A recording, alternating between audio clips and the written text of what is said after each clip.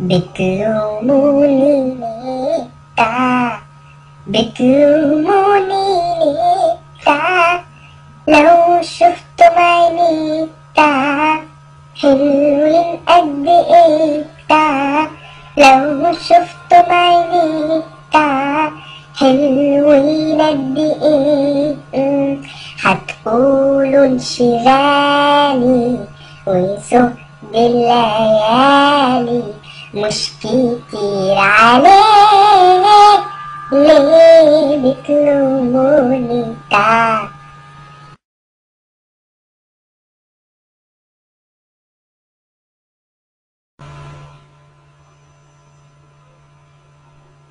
انا زهقان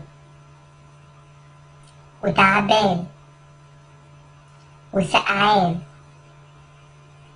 انا خلاص انا اتخنقت، خلاص اتخنقت. ليه بيحصل فينا كده؟ الشاب مننا يرتبط يا دوب يرتبط كده ويعيش في سواد كده. ليه؟ خلاص يا جماعه انا بشحت، انا بشحت. كل ده عشان ايه؟ عمال اجي في دباديب عمال اجي في دباديب.